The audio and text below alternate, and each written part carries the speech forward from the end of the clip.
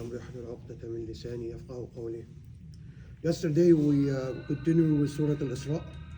We stopped at ayah 27 and we were talking about the people excessively spending in illegal matters or matters which Allah subhanahu wa ta'ala doesn't like.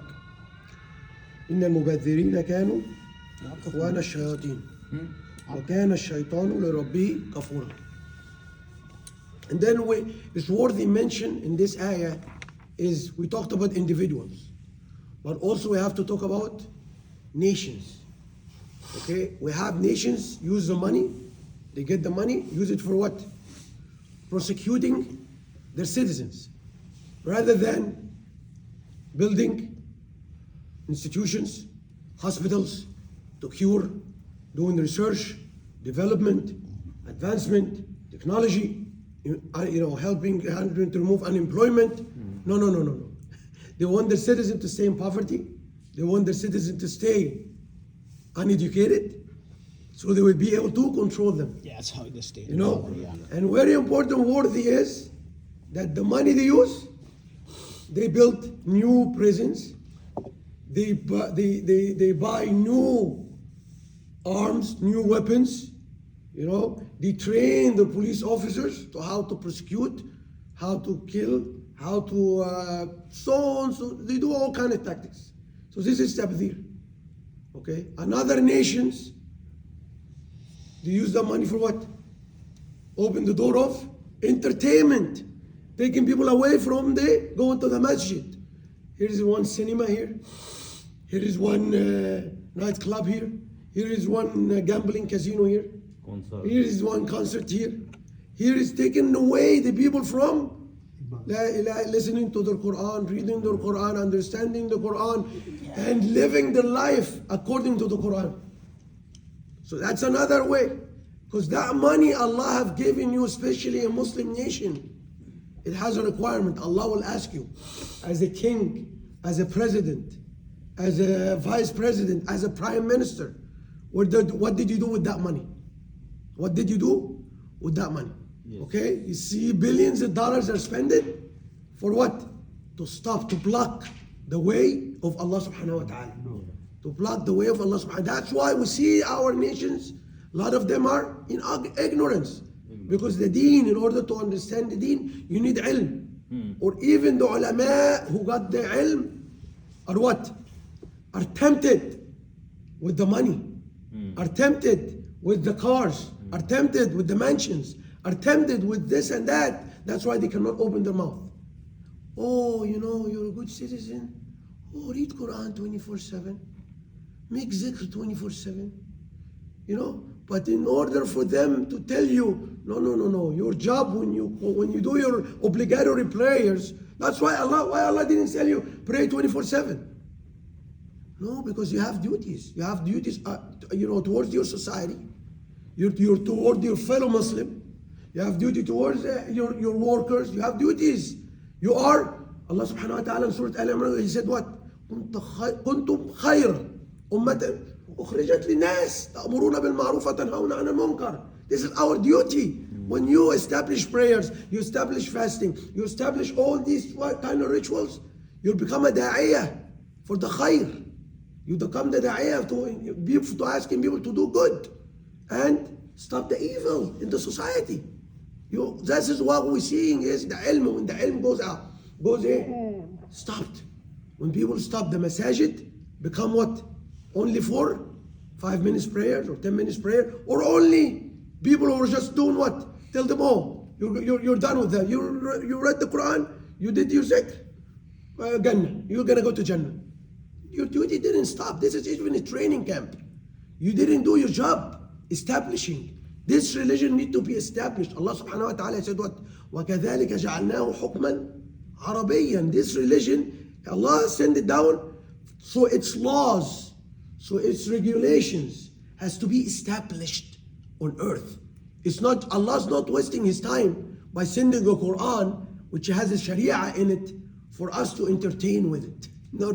Allah wants it practically. The same way the Prophet Muhammad ﷺ and his companions, they have established their deen. The Umar radiallahu anhu, because that's what the biggest khilafah that happened at his time, he established the religion of Allah subhanahu wa ta'ala at that time. So this is very important to understand, and to understand what was going on as a believer, because you're not supposed to be only, doing this is part. Yes, you have to pray, you have to fast, you have to do all of this, but this is just a part. This is your training.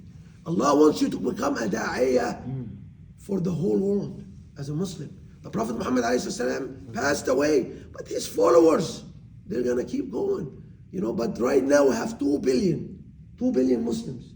2 billion Muslims. And they are outnumbered by how many? 18 million of Jews. 2 billion. Imagine, we put 2 billion in one part of a scale, and 18 billion. But the 18 million here are more heavier in weight. They are controlling everything. They're controlling what to eat. They're controlling what everything around you. And this is why the Prophet ﷺ, he said, حُبُّ الدُّنْيا. The problem is we love the dunya. When we love the dunya, see what's happening in Sudan, what's happening in Yemen, what's happening in Syria. All this is what's happening because of mubadhirin. We love the dunya so much. We love the authority so much. We love the kingdom so much. We love to be in charge too much. Everybody want to be on the top. Well, it's fine. You want to be on the top just to follow Shariatullah. Follow the Amr, follow the orders of Allah subhanahu wa ta'ala. But you want to be on the top, prosecute the citizen, take their money, put them in jail, or open the doors of entertainment, the doors of filth, the door of dancing, the door of all kind of what Allah subhanahu wa ta'ala have prohibited. Yes. And that is why we are in this state right now as a Muslim ummah. Allah subhanahu wa ta'ala in the next ayah, he said, وَإِمَّا تُعْرِضَنَّ عَنْهُمْ ابْتِغَاءَ رَحْمَةٍ مِّن رَبِّكَ. This ayah has an incident where people were coming to the Prophet ﷺ, the incident for coming down. They come to the Prophet Muhammad ﷺ asking for help, for sadaqah, or asking for money, or asking for food. But the Prophet at a lot of time, he doesn't have. So he said, Allah subhanahu wa ta'ala, he said, من ربك ترجوها فقل لهم قولا ميسورا. So Allah subhanahu wa ta'ala is telling him, when they come to you, just in a gentle way, in a kind way, tell them in a gentle way, so they can leave. And ابتغاء رحمة, we know, Ya Prophet, we know Muhammad, that inside your heart you wish that you have it, so you can give out. Okay, so ابتغاء, you are asking Allah subhanahu wa ta'ala to have the ability to spend. Okay, so we understand that. So, but when they come to you, قُلْتِمْ قَوْلًا مَيْسُورًا, means to tell them, may Allah make it easy for you. May Allah give you. May Allah. So when you have somebody come, instead of shunning that person and expel that person and tell them, oh, get out of here, or so on and so forth, Allah is telling us, even if you don't have it, Allah, as the Prophet ﷺ, he said what? When you are smiling in the face of your brother, sadaqah. It's a sadaqah, charity, when you're smiling. So, rather than when somebody is coming to you and you yell at him, you shout at him, you scream at him, and you keep telling him, oh, get out of here, I don't have. How many times you come in and ask me for money? That kind of attitude, Allah subhanahu wa ta'ala doesn't like it. Even if you don't have it or are not able to, oh, may Allah make it easy for you. May Allah give you. May Allah. And at that point, the person feel, his connection is not with the individual. His connection is with Allah. So you're referring him back to Allah, and the person is going to come and ask. Like one incident with Umar. One guy, he was coming asking Umar for money. And so Umar is telling him, I don't have it. So the guy, he said, so what you recommend me, oh Umar? He said, the Quran. So the guy read the Quran. He said, when I read a few words, which in this ayat, Allah subhanahu wa ta'ala said, He is the one who controls the sustenance. He said, I don't need you anymore, Umar. I'm depending on Allah, and Allah have opened the door for me. So the whole idea is to go back to Allah. Even in that ayah, just tell them, قولا ميسورا, that tell them to refer your matter to Allah subhanahu wa ta'ala. He is the one who's gonna give you. ولا تجعل يدك مغلولة إلى عنقك. Don't make your hand. Allah subhanahu wa ta'ala give an expression. Your hand is shackled to your neck. Okay? You are afraid of spending. Allah subhanahu wa ta'ala is very graphic in description. When the person have his hand shackled to his neck, he's in prison. You know, because Allah is trying to tell us the value of the sadaqah, the value of giving. Because the sadaqah, burhan, the giving out is a proof of your iman. Because when you are working hard, your majority of 99.9999% of the people who live on earth here, their concern is what? Money. I need to have money. So when you collect that money, hard-working guy, working or doing that project, and then you get the money and give it out for the sake of Allah, it's a proof, big proof for your iman, big proof that you are a mu'min. So Allah subhanahu wa ta'ala, He's saying that the people who don't spend in the sake of Allah, their hand is shackled to the neck. They are imprisoned. Why Allah subhanahu wa ta'ala imprisoned? Imprisoned because they're not going to prove their iman. They're imprisoned for their desires. They are imprisoned to their what? To their love of the dunya. ولا تبسطها كل البسط فتقعد ملوما محصورا. And then don't overspend. And that doesn't mean overspend in the sake of Allah. That means overspend on your daily, on your life expenditures. Okay, I have a house worth 1.5, 1.7. Oh, but I saw my fellow or my friend, he have a house worth of 3-4 million in a different neighborhood. Let me go ahead and oh wow, let me look for another house next time. You know, that's what's called bust. That's called you israf. Israf. You're trying to, you have the 1.5, 1.7 million house is doing the job. Okay, so Allah subhanahu wa ta'ala said what's going to happen? فَتَقْعُدْ مَلُومًا مَحْصُورًا. You will be blameworthy and mahsura, and you will have regrets. So why? Why is that? You see a lot of people who earned a lot of money. You know, some people, this is very common. In a player, very famous players, for example, playing in NFL. NBA. And he's pro or NBA, but mostly NFL. And he gets an NFL contract, and he gets money, and then he gets injured. But during that time, he gets a house, a mansion for 10 million, 15 million, and then after that, he goes into bankruptcy. You get somebody who win a lottery ticket, very famous too, lottery ticket worth of $600-700 million, and he's overspent here and there. Let me give this, let me give this, let me do this, let me do this, and then after that, he broke in bankruptcy. Before he even got the money, he was just an ordinary person. He were living. He wasn't even in bankruptcy. But now when when he gets that money, he goes into bankruptcy. Because of what? Because he started to overspend.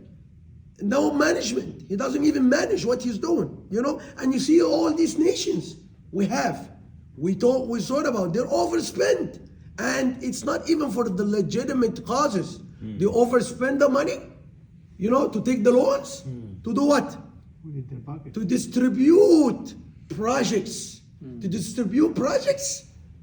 Developmental projects for their elites. So the elites get the money. Oh, I'm going to build this. I'm going to build this kind of town, this kind of city, so on and so forth. And then the money, where it goes? To the elites. And the people are starving. You know, so that's just another thing why these countries are falling. إِنَّ رَبَّكَ يَبْسُطُ الرِّزْقَ لِمَنْ يَشَاءُ وَيَقْدِرُ. Allah subhanahu wa ta'ala said, this is very important to understand. Who has the keys for your bank account? Who has the keys for your safe? Who has the keys for your sustenance? Not anybody. It's Allah.